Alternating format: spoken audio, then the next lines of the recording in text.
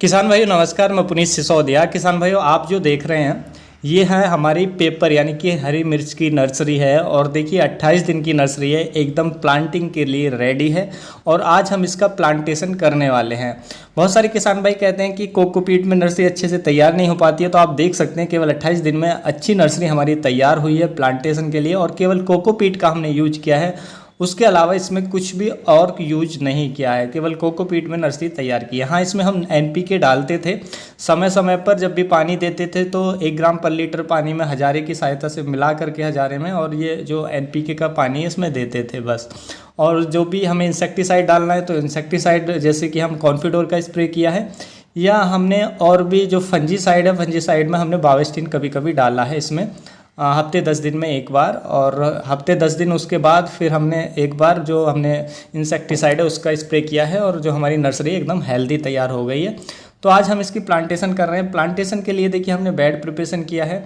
Bed preparation में हमने mulching का उपयोग किया है, लेकिन इसमें हमने ड्रिप सिस्टम का यूज नहीं किया। आप देख सकते हैं हमने अंदर इसमें चैनल डाल दिए हैं और उसके ऊपर पॉलीथीन चढ़ा करके बेड पहले हमने बनाया, फिर उसमें बीच में एक नाली डाल दी पतली सी, और ऊपर से उसको कवर कर दिया, तो पानी बीच में चला जाता है। हमने ड्रिप का यूज नहीं किया, और जिग जैग मेथड से हम इसमें प्लांटेशन करने वाले हैं। देखिए यहाँ जब हम ये मल्च डालते हैं, मल्च के बहुत ज़्यादा बेनिफिट होते हैं। एक तो जो हमारे जो फसल है वो बहुत तेज़ी से आती है, फास्ट ग्रो करती है, उसका प्रोडक्शन बहुत अच्छा मिलता है, और प्रोडक्शन की क्वालिटी भी बहुत इंप्रूव होती है।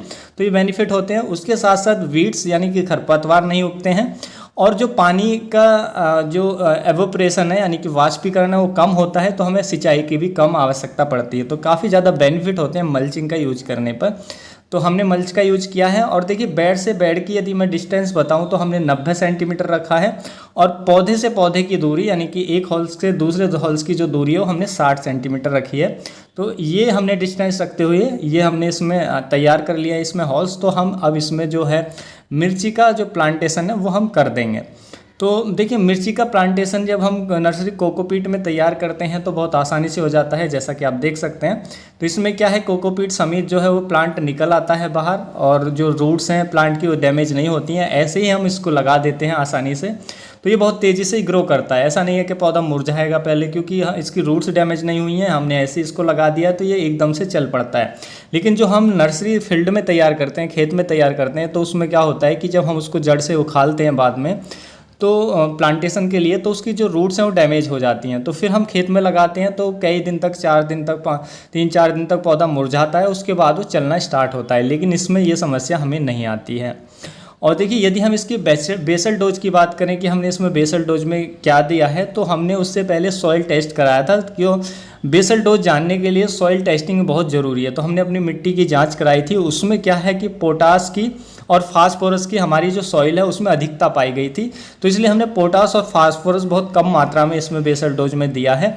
उसके साथ साथ इसमें सल्फ़र की डिफिशियंसी हमें देखने को मिली थी, तो हमने सल्फ़र का इसमें यूज किया है। तो देखिए बेसल डोज डिपेंड करती है कि आपकी सॉइल की जो न्यूट्रिशन वैल्यू है वो क्या है, तो वो हमें पता चलता है कि हम सॉइल टेस्ट करा लें।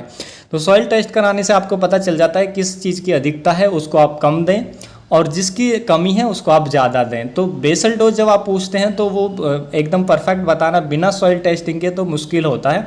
तो इसलिए आप सॉइल टेस्ट करा लें तो आपको आसानी से पता चल जाएगा कि हमें क्या देना है और क्या बेसल डोज में इसमें नहीं यूज करना है।